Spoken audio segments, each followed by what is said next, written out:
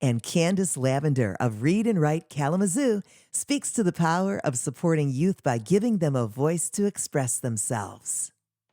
Well, today I'm talking to Candace Lavender, Executive Director of Read and Write Kalamazoo. But you know, Candace, you're so much more than that. I was trying to figure out how to describe you. So how would you describe you? I would probably say community engager, artist, youth advocate, student, teacher, many things for sure.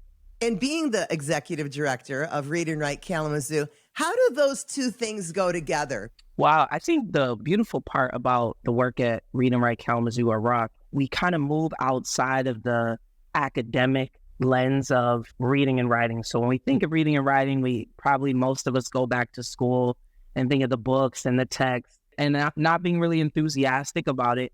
And so the beautiful relationship that Read and Write Kalamazoo looks to do is to find creative ways to engage youth in reading and writing. Going outside of you have to read to fall in love with reading, fall in love with writing. And so when I saw the opening for an ED for an organization that was seeking to celebrate and amplify youth voices through reading and writing, I knew that was definitely a place that I could call home. Oh, for sure. And have you ever had like a light bulb moment at ROC where, you know, a kid comes in and like, I don't know how to write. I don't know what to say. Oh, yeah. That actually just happened. I had a project at the juvenile home. I always tell people, though, in this field of education that I've been in for probably about 15 years now, I don't know why I love to connect with the youth that don't want to read or write, or that don't want to do the work, or the ones that folks often label a behavioral issue or whatever. Those are the ones I always strive to connect with. And so I had the opportunity of going to the juvenile home and walking in. I was already met with, we about to write, we're going to read. And then I spit a hot 16 rap verse and I get their attention, and it's, you know, it flows after that. Tell me about that project, because I was going to ask you about that. Life Sentences is an anthology of stories from 6 youth that were at the time incarcerated at the juvenile home.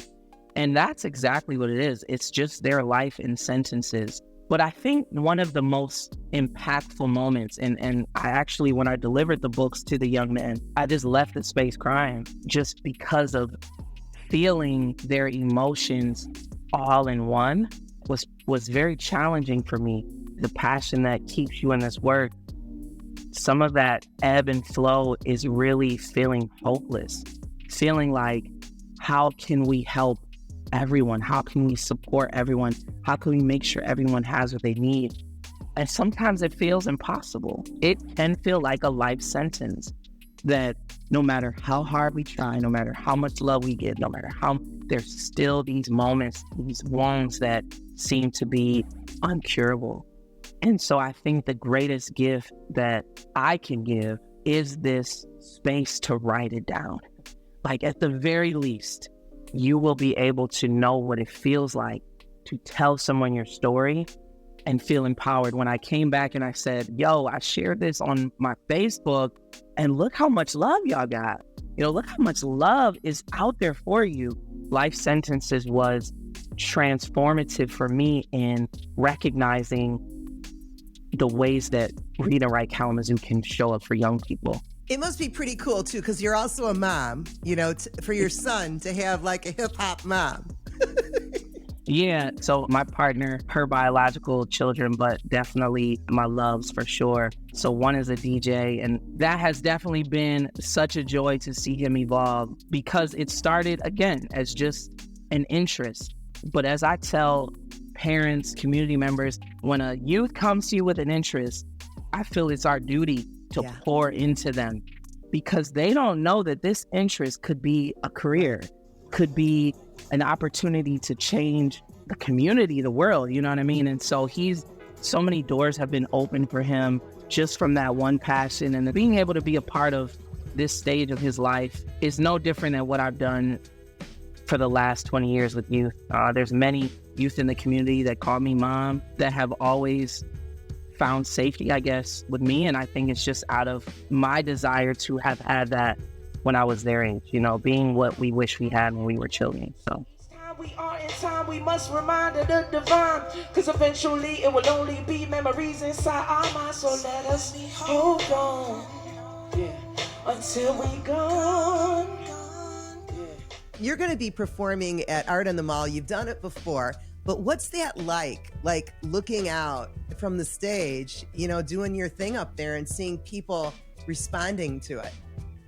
Yeah, I think the most beautiful part about being an artist in Kalamazoo is the community that supports the artistry. And so, you know, there's nothing like being on stage and seeing your people walk by and stop. And, you know, I'm a firm believer of the exchange of energy in any performance. And so it really just allows the performance to be that more intimate, but also hopefully explosive to the listener and to myself when there is that exchange of energy outside. So what's next for you, Kandace? Wow, I still feel like I'm riding the wave of relaxation after completing a doctorate degree. So I think I'm set for a while, but you know, you can catch me on a stage in Kalamazoo. We have a couple gigs in Chicago coming up, and definitely, absolutely always connecting and building up youth in Kalamazoo for sure. Kandace Lavender, woman extraordinaire and executive director of Read and Write Kalamazoo. Thank you so much for talking with me again today.